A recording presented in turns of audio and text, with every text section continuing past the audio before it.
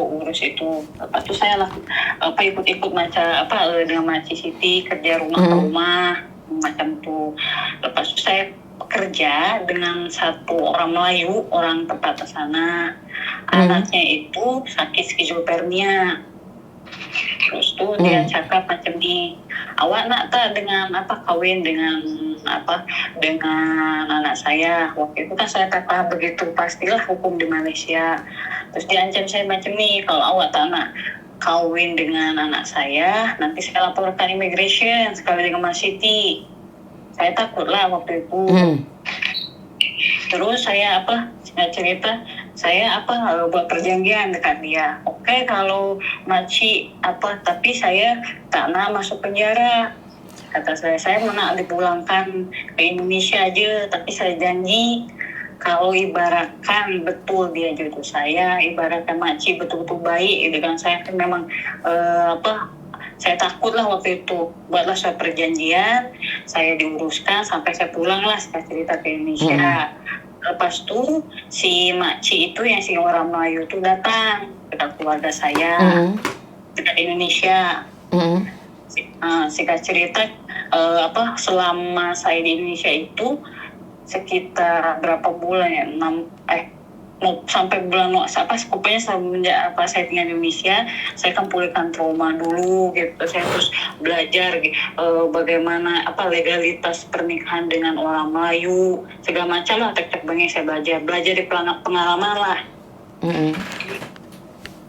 Saya kan udah janji, terus kan ada surat tertulis, saya kan tak ingkar. Singkat cerita, bulan Oktober atau November, sama itu saya hubungan juga dengan si Maci itu, karena saya memang tidak nak lah saya udah membuat janji tapi saya ingkar. Walaupun yang namanya saya tahu resiko kalau ibaratkan jaga orang skizofrenia itu tidak mudah, karena dulu yang majikan dulu kan saya pernah disuruh ya jaga orang macam itu ya, yang sakit mental gitu kan. Tapi kan kalau skizofrenia kita ibaratkan sakit mentalnya kan saya lihat anak si Maci itu cuman kayak budak lah. Jadi kayak masih budak lah. Mungkin kata saya, daripada saya jadi disantri lunta-lunta, lepas itu saya ya udahlah, mungkin ini jodoh saya. Terus saya daripada nggak balik-balik ke Indonesia, saya setujuilah persyaratan si Maci itu. Jika cerita bulan Oktober dia datang ke sini, saya siapkan dokumen semua. Bulan 12 2016 saya kan menikah resmi dengan orang Malaysia. Terus kan itu kan selama saya kan jadi blacklist pulang itu. Singkat cerita bulan 2 2017 alhamdulillah surat pemutihan keluar, jadi saya bebas blacklist. Bulan 2 itu saya susulah, saya punya suami ke Malaysia. Suami saya udah menikah di Indonesia. Bulan 12 itu langsung pergi lagi ke dengan keluarga dia, balik lagi ke Malaysia. Baca tak SMS-nya? Terus? Pas itu bulan 2 sampai 2020. Saya di sana sambil walaupun jaga orang skizofrenia, saya juga belajar di sana. Saya kan nggak mau lah sampai terjadi lagi gitu kan. Sampai imigrasi lagi udah kapok lah gitu istilahnya tuh. Tapi alhamdulillah saya juga udah mendapat kemudahan di sana ya, jadi itu dapat. Tapi yang saya nggak suka itu keluarga suami saya itu memperalat saya gitu, jadi semena-mena kepada saya itu. Terus saya coba tahan karena kan yang namanya kawin itu kan nggak semudah gonta ganti baju gitu kan. Pikir saya gitu, saya tuh udah gimana pahitnya hidup di negara. Saya coba tahan sampai 6 tahun, terus kan terhalang COVID kan, lockdown segala macam. Saya coba untuk bertahan sampai kumpul sedikit uang untuk supaya bisa lagi kembali ke Indonesia. Dikarenakan saya pulang lagi ke Indonesia itu saya pikir buat apa saya bertahan di sini gitu kan. Sedangkan berapa lama sih kamu menikah dengan orang Malaysia? 5 tahun lebih, Mem. 5 tahun lebih, terus? Sama 5 tahun lebih juga saya coba bertahan sambil belajar legalitas di sini. Saya kan nggak mau terulang lagi yang seperti yang dulu lah gitu. Terus saya tapi selama 5 tahun itu kamu sudah menikah resmi Kamu punya visa di Malaysia?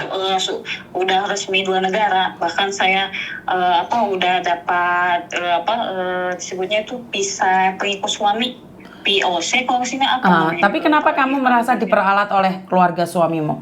Diperalatnya gini, Mem. Saya kan kerja di sana itu sambil kerja. Jadi saya ikut ibaratnya sekolah yang buat jaga-jaga orang yang sakit mental seperti itu. Kan saya dapat sertifikat tuh ikut seminar kayak gitu. Jadi kayak ibaratnya setiap hari kamu jaga suami saya lagi, terus saya kerja di luar lagi cari uang, pulang ke rumah harus masak, harus beres-beres rumah. Terus? Sama itu. Jadi kan saya juga capek, memang masanya bukan capek itunya, tapi saya kan kalau kerja 2 rumah kayak gitu, rumahnya besar semua, pingsan saya juga. Lepas itu kan siang malam kan, karena orang yang kayak gitu kan nggak tidur, terus cari uang lagi. Tapi kan saya juga berpikir kalau ibaratnya saya pulang nggak bawa duit, terus legalitas saya belum pasti kan, saya juga urusin kan.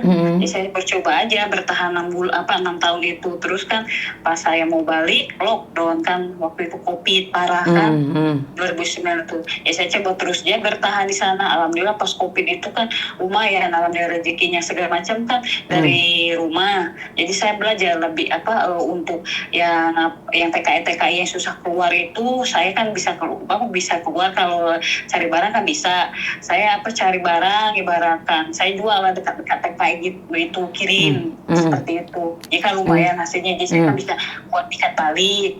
Terus saya kan pas balik itu udah ada sertifikasi surat ibaratkan kawin dengan segala macam kan, jadi saya udah nggak ada blacklist lagi di paspornya. Ibaratkan saya mau kerja keluar kan nggak dipersulit gitu.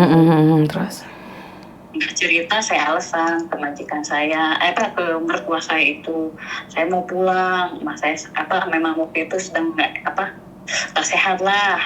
Saya dia cakap, kamu kalau pulang bikin surat perjanjian lagi. Kan kalau orang yang normal, buat apa surat perjanjian? Kita nikah resmi, terus saya kan di sana juga kerja, nggak susahin dia, baik hidup juga kan. Terus? Tinggal di sana kan legalitas itu kan kewajiban suami kan untuk menanggung itu buat surat ini itu kan. Tapi kan dipermasalahkan itu jadi saya sakit hati itu. Padahal saya udah ikhlas. Memang saya tadinya salah gitu, kan putus asa di Indonesia, kerja nggak dapat. Pasalnya saya kan kadang-kadang ngomong orang kamu matanya minus, nanti nggak bisa kerja gitu. Jadi saya kan tergiur ikut dulu kan nggak paham ikut tetangga kerja jadi ilegal di sana. Saya juga kan bukan keinginan kabur pas ketangkap juga. Kalau nggak dipindah-pindah kerja mah. Singkat cerita saya baliklah ke Indonesia. Waktu itu tahu waktu bulan 2022 itu saya pulang ke Indonesia.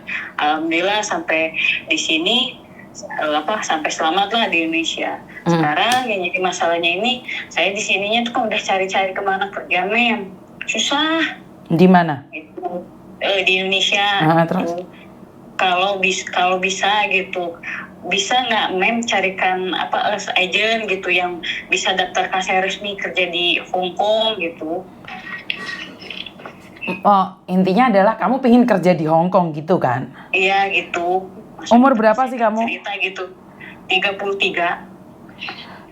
Oke, dari ceritamu seperti ini nih, statusmu berarti masih menikah dengan orang Malaysia atau bukan? Masih menikah, masalahnya kan prosedurnya rumit, terus biayanya besar. Terus si Maci itu nggak mau lepaskan saya. Dia cakap kamu pembohong, pulang sebentar tapi nggak bisa pulang. Tapi si Maci itu nggak bisa menuntut dikarenakan waktu saya pulang semua dokumen saya bawa gitu. Nah, jadi sekarang prosesnya saya lagi tunggu sampai saya kumpulkan biaya. Itu kan bukan buat biayanya nggak sedikit gitu maksud saya gitu. Tapi sekarang saya berusaha di Indonesia cari kerja susah banget gitu. Tapi kerja di luar negeri di Hong Kong juga tidak mudah loh. Saya paham. Apakah kamu yakin kerja di Hong Kong itu mampu menjalaninya? Karena di Hong Kong ini sangat berat sekali. Iya. Apalagi kamu punya suami lah seperti ini seperti itu, atau dengan background kamu nanti takutnya kamu jadi kaburan, orang jadi takut nih dengar ceritamu. Tapi saya secara pribadi tidak akan menghakimi sih apa yang akan terjadi padamu. Tapi intinya adalah karena di Hong Kong ini beda ya. Kamu pakai bahasanya juga beda, kerjanya juga lebih parah di sana karena di mental. Sudah yakin kamu bisa? Insya Allah saya siap. Jadi karena ini tidak mudah untuk bekerja di luar negeri ya. Walaupun kamu punya pengalaman, tapi belum tentu juga di luar negeri kamu punya pengalaman. Nah, kerja dua pembantu atau seperti apa dan bagaimana? Saya akan rekomendasi PT. Dan kemarin kan ada orang juga yang masuk PT merasa tidak sesuai, tidak ingin bekerja di PT. Nah, pertanyaan saya, di PT itu adalah training. Kira-kira kamu sanggup nggak?